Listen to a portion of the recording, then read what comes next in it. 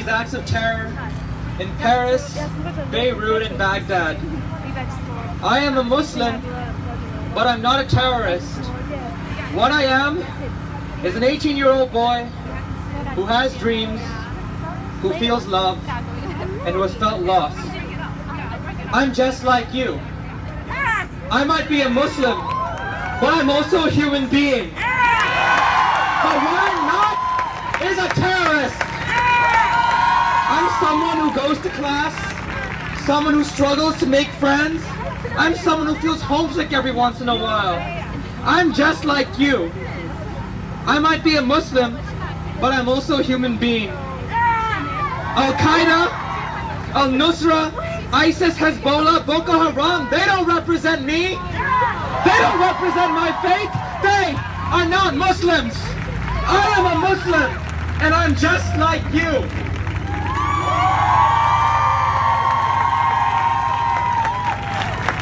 I'd like to take this opportunity to draw your attention to an important event that happened last week during the Paris attacks that you might not have heard of. A migrant camp in Calais, an area in northern France, was torched to the ground. People are blaming the refugees for what's happening right now in Paris. In fact, whenever the question comes up about if we, the United States, should take in more refugees, you know what people say? They say no. They say that Syrian refugees are all terrorists, that by allowing Muslims into our borders, we're opening ourselves up to terrorism. In response to this claim, I'd like to share with you all a personal story. 2 months ago, I attended a vigil in solidarity with the Syrian refugees in Copley Square, where I met a woman named Jennifer Grace. Miss Grace works in a Jordanian refugee camp in her summers and her winters, where she treats those fleeing ISIS's persecution. And she told me about a man whose story I will take with me to the end of my life. A man whose story I will share with you all today. This man's name is Ali. Ali was studying mechanical engineering in Damascus when the Syrian war broke out. But after 3 years, Ali saved up enough money so that he can take a plane, a train, a bus, and a boat ride just so that he can make it to Greece. Yet when Ali arrives in Turkey, do you know what happened to him? Someone stole his money. Someone stole his tickets. Yet Ali didn't give up. Do you know what Ali did? Ali swam for 12 hours across the Mediterranean just to get to Greece. Here is a person who would do anything for the chance to have what we have.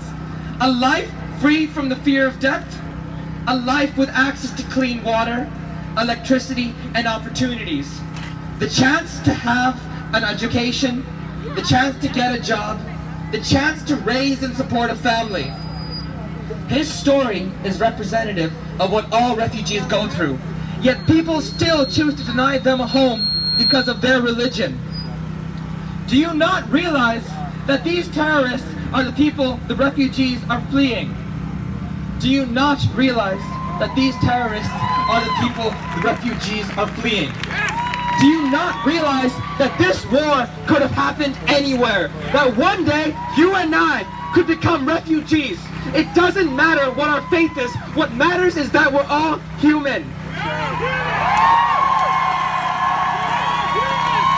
We're all human beings. It's election season right now.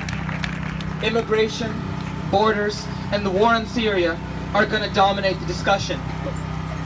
As a Muslim, I am scared that this tragedy will be used as an excuse us into another war where more innocent lives on both sides are lost.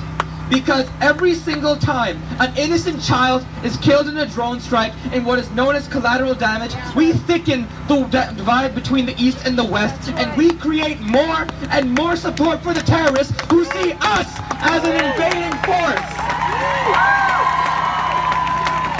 In times like this, I'm reminded of the phrase a general once said in the Vietnam War, when we were using Agent Orange to flush out the Viet Cong.